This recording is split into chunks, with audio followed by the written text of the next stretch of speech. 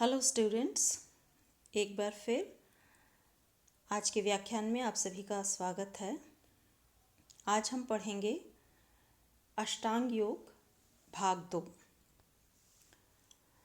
पिछले व्याख्यान में हमने महर्षि पतंजलि के अनुसार व्याख्यात योग के 8 अंगों में से बहिरंग योग के प्रथम 2 अंग यम और नियम को पढ़ा था।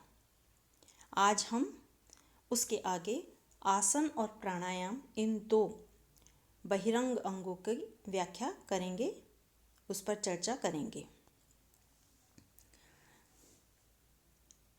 यम और नियम के बाद तीसरा योग का अंग, अष्टांग योग का अंग आसन आता है।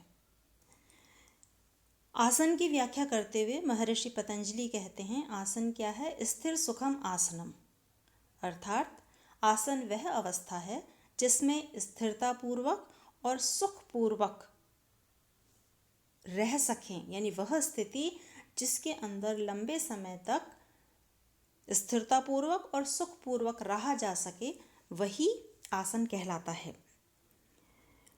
योग साधना के लिए आसन का अभ्यास अनिवार्य रूप से करना पड़ता है, क्योंकि साधक को लंबे समय तक योग साधना में किसी एक अवस्था में अपने आप को स्थित रखना पड़ता है, और ऐसे में यदि उसको उस आसन में या उस स्थिति में बैठने पर कष्ट या पीड़ा होगी तो वह लंबे समय तक साधना में रत नहीं रह पाएगा। अगर उसको शारीरिक रूप से किसी प्रकार की परेशानी होगी तो उसका चित्त एक स्थान पर एकाग्र नहीं हो पाएगा। हमने योग की परिभाषा जब पढ़ी थी तो हमने कहा था चित्त वृत्ति निरोध, अर्थात चित्त की वृत्तियों का निरोध करना है। इंद्रियां जो अपने विषय की तरफ जा रही हैं उनको उन विषयों की तरफ जाने से रोकना है। विषय क्या है? जैसे आँख का विषय देखना है, कान का विषय सुनना है। हम सतत रूप से इन विषयों की तरफ अपनी इंद्रियों को ले जाते रहते हैं। तो जो योग साधना के मार्ग पर है वह स्वयं को एकाग्रचित यदि करना चाहता है तो उसको एक लंबे समय तक किसी एक आसन में, किसी एक स्थिति में सुखपूर्वक और स्थिर रह सकने वाली स्थिति में बैठना पड़ेगा। और ऐसे में यदि वह उस स्थिति में नहीं बैठ पाता है तो उसका मन एकाग्र नहीं हो पाएगा। तो इसलिए महर्षि पतंजलि के अनुसार आसन एक प्रकार से शरीर की वह स्थिति है जिसमें वह बैठकर लंबे समय तक साधना कर सकता है। वैसे तो अगर हम पतंजलि का योग सूत्र देखते हैं तो वहाँ बहुत सारे आसनों की चर्चा नहीं की गई है।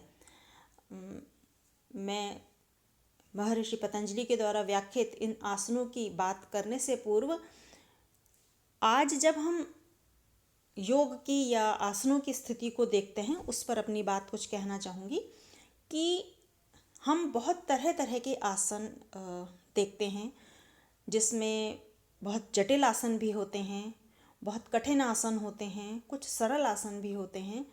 उन सभी आसनों का अभ्यास अलग अलग व्यक्तियों के द्वारा अपनी शारीरिक सामर्थ्य के अनुसार किया जाता है। ये आसन शरीर की स्वास्थ्य के लिए और शरीर की बेहतर स्थिति के लिए किए जाते हैं। परंतु जब हम इन आसनों की बात करते हैं तो हम साधारण तौर पे बहुत सारे आसन देखते हैं जिनकी हम आगे चर्चा भी करेंगे, परंतु वो सारे आसन सिर्फ महर्षि पतंजलि के द्वारा बताए गए हैं ऐसा नहीं है। महर्षि पतंजलि क्योंकि मूल रूप से साधना की दृष्टि से आसनों की व्याख्या कर रहे हैं, इसलिए वो कुछ ही ऐसे आसन बताते हैं जिनमें रहकर व्यक्ति साधना के पथ पर आगे चल सकता है। अगर हम संत चरणदास जिन्होंने अष्टांग योग की रचना की थी उनके उस अष्टांग योग को देखें तो वो कहते हैं कि 84 लाख आसन होते हैं, अर्थात ऐसा माना जाता है कि मनुष्य की 84 लाख योनियां होती हैं और इन योनियों में बैठने की स्थिति के आधार पर 84 आसनों की व्याख्या की जाती है। वैसे तो ये कहा जाता है 84 लाख योनियां, तो उनकी योनियों में जो वस्तुएं या जीव होते हैं उनकी बैठने की स्थिति को हम आसन कहते हैं, परंतु साधारणतः 84 आसन महत्वपूर्ण आसनों के रूप में देखे जाते हैं। तो महर्षि पतंजलि ने बहुत सारे आसनों की व्याख्या अपने पातंजल योग सूत्र में नहीं की है, परंतु हम जब विविध प्रकार के आसनों को देखते, पढ़ते, सुनते या उनका अभ्यास करते हैं तो हम उन आसनों को 3 प्रकार से विभक्त कर सकते हैं। आसन पहले वे जो ध्यानात्मक आसन है, जिनकी चर्चा महर्षि पतंजलि ने अपने योग सूत्र में की है। ध्यानात्मक आसन, जैसा कि नाम से भी पता चलता है, ये वे आसन हैं जिनमें बैठकर ध्यान किया जाता है, जैसे पद्मासन, स्वस्तिकासन, सिद्धासन, सुखासन आदि, जिसके अंदर एक विशेष रूप से पैरों की अवस्था को बनाकर ज्ञान मुद्रा या किसी अन्य मुद्रा के अंदर बैठ के और चित्त को एकाग्र करने का प्रयास किया जाता है। दूसरे आसन वे होते हैं जो शरीर पुष्टिकरण आसन होते हैं, या अपनी बॉडी को एक तरीके से बलवान बनाने के लिए या उसको पुष्ट बनाने के लिए जो आसन किए जाते हैं वो शरीर पुष्टिकरण आसन कहलाते हैं। इनमें वे सभी आसन आते हैं जिन आसनों को हम सरल और जटिल, सीधे लेटकर, पेट के बल लेटकर, घुटने मोड़कर, आगे झुककर, पीछे झुककर, जिस भी प्रकार से हम इन आसनों को करते हैं वे आसन इसके अंतर्गत आते हैं। जैसे कुछ आसनों के नाम हैं सर्वांगासन, भुजंगासन, हलासन, मयूरासन आदि। तीसरे प्रकार के आसन वे होते हैं कि जब ध्यानात्मक आसन या शरीर पुष्टिकरण आसन, इनका अभ्यास लंबे समय तक किया जाता है तो शरीर में जो श्रांति, जो थकान आ जाती है, उस थकान को दूर करने के लिए इन आसनों का उपयोग किया जाता है, जिसमें शवासन और मकरासन। शवासन जो कि पीठ के बल लेट के किया जाता है और मकरासन वह जो पेट के बल लेट के किया जाता है। मैं यहाँ पर एक बात और महत्वपूर्ण रूप से, क्योंकि योग दर्शन एक व्यवहारिक दर्शन है, तो इसकी उपयोगिता सिर्फ योग साधना में रत व्यक्ति के लिए ही नहीं है बल्कि साधारण जन के लिए भी है। हम देखते हैं आज जब हम कोविड आपदा से जूझ रहे हैं तो अक्सर जिन लोगों को ऑक्सीजन की कमी हो जाती है उनसे कहा जाता है कि आप पेट के बल लेटें, उल्टा लेटें, उल्टा लेट के सोएं। तो मकर आसन वो आसन है जो इसमें व्यक्ति को बहुत सहायता दे सकता है। अब हमने ये कह तो दिया कि एक विशिष्ट आसन में बैठ के साधक साधना करेगा, परंतु प्रश्न ये उठता है कि उस आसन की सिद्धि कैसे होगी, या ये कैसे माना जाएगा कि वह आसन उसके द्वारा सिद्ध कर लिया गया है या उस आसन में वह परफेक्ट हो गया है। तो योग सूत्र में 2nd चैप्टर का जो 47वां सूत्र है वो बताता है कि आसन करते समय कम से कम प्रयत्न हो और ध्यान अनंत में हो। यानी जब आप किसी आसन का अभ्यास कर रहे हैं या साधक किसी आसन का अभ्यास कर रहा है तो वह बिना किसी प्रयत्न के उसको करे और उसका ध्यान अनंत के अंदर हो, यानी ध्यान इधर उधर ना हो। यदि ये 2 स्थितियां वह पा लेता है तो इसका अर्थ है कि वह उस आसन में सिद्ध हो गया है। आसन यदि किया जाता है तो उसका फल क्या होगा? तो कहते हैं कि आसन की सिद्धि हो जाने पर साधक में सभी प्रकार के द्वंद्व सहने की क्षमता आ जाती है। द्वंद्व अर्थात सभी प्रकार के कष्ट, सर्दी हो, गर्मी हो, अच्छा हो, बुरा हो, सुख हो, दुख हो, स्वास्थ्य हो, बीमारी हो, व्याधि हो, कोई भी स्थिति हो शरीर की, उन सभी स्थितियों में साधक उन सबको मजबूती से सह लेता है। इसके अलावा और भी कई शास्त्र हैं जहाँ लिखा हुआ है कि शरीर के अंदर लाघव आता है। लाघव अर्थात हल्कापन। जो आसन का अभ्यास करते हैं उनका शरीर हल्का फुल्का हो जाता है। आसन के पश्चात प्राणायाम आता है, अर्थात एक बार शारीरिक रूप से जब साधक अपने आप को साध लेता है तो फिर उसके प्राणायाम या उसके जो प्राण हैं उन पर नियंत्रण की बारी आती है। क्योंकि स्वात्माराम के द्वारा एक पुस्तक लिखी गई है हठ योग प्रदीपिका या हठ प्रदीपिका, वो उसमें कहते हैं प्राण का क्या महत्व है कि चले वातम चलम चित्तम निश्चले निश्चलम भवेत, अर्थात जब तक वायु चलती है तब तक चित्त या मन चलता है। यानी हम कई बार कहते भी हैं ना कि मन जो है वो बहुत तीव्र गति से चलता है, वायु की भी गति से भी तीव्र चलता है। तो यानी जब तक हमारे शरीर के अंदर प्राण चलते हैं तब तक चित्त या मन भी विचलित होता रहता है, एक विषय से दूसरे विषय पर जाता रहता है।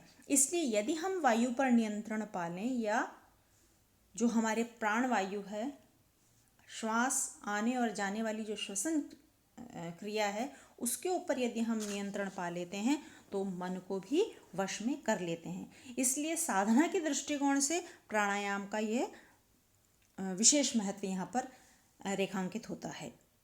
प्राणायाम की परिभाषा देते हुए कहते हैं कि आसन के सिद्ध हो जाने पर आने वाली श्वास, यानी जो श्वास हम अंदर लेते हैं, और छोड़ने वाली प्रश्वास या जिस वायु लेने के बाद में जब वायु बाहर छोड़ी जाती है उसको सहसा ही रोक लेना, वह प्राणायाम कहलाता है। अर्थात बहुत सरल शब्दों में अगर हम कहें तो साधारण रूप से हम सांस लेते हैं और छोड़ते हैं। ये एक प्रक्रम ऐसा है जिस पर हम कभी गौर भी नहीं करते हैं, कभी हम ध्यान भी नहीं देते हैं कि हम सांस किस तरीके से ले रहे हैं या छोड़ रहे हैं। परंतु जब प्राणायाम का अभ्यास करते हैं तो सांस का लेना और छोड़ने के साथ साथ कभी कभी सांस को रोक भी लिया जाता है। श्वास का लेना पूरक कहलाता है, श्वास का छोड़ना रेचन कहलाता है, और श्वास को रोक लेना यह कुंभक कहलाता है। तो जब श्वास को सहसा ही रोक लिया जाता है तो वह प्राणायाम की स्थिति कहलाती है। महर्षि पतंजलि के द्वारा 4 प्रकार के प्राणायाम की व्याख्या पातंजल योग सूत्र में की गई है, और वो 4 हैं बाह्य वृत्ति, आभ्यंतर वृत्ति, स्तंभ वृत्ति और केवल कुंभक। अर्थात बाह्य वृत्ति वह प्राणायाम का प्रकार है जिसमें जब प्राण का व्यापार बाहर की ओर हो, यानी जो सांस हम लेते और छोड़ते हैं उसमें सांस को जब बाहर छोड़ के या सांस को बाहर निकालने के बाद रोक लिया जाए, यह स्थिति बाह्य वृत्ति कहलाती है। दूसरी है आभ्यंतर वृत्ति। आभ्यंतर, जैसे बाह्य वृत्ति में सांस को बाहर छोड़ के और रोक लिया, ऐसे ही आभ्यंतर वृत्ति में सांस को गहरे अंदर भर लिया जाता है और उसके पश्चात उसको वहाँ पर रोक लिया जाता है। तीसरा है स्तंभ वृत्ति, जिसमें सांस लेते लेते अचानक ही कहीं पे प्राण को रोक लिया जाता है। और चौथा है केवल कुंभक, अर्थात जिसमें कि सांस को रेचन और पूरन इन दोनों से अलग होकर सांस को जब रोका जाता है तो वह प्राणायाम का चौथा प्रकार कहलाता है। इसके बाद में जो व्यक्ति या जो साधक प्राणायाम का अभ्यास करते हैं उनको क्या लाभ होता है? प्राणायाम के अभ्यास से धीरे धीरे कर्म और कर्म करने वाली स्थितियां क्षीण होने लगती हैं। कर्म करने वाली स्थितियां क्या हैं? हमने बोला प्राणायाम से चित्त की वृत्ति का निरोध करते हैं।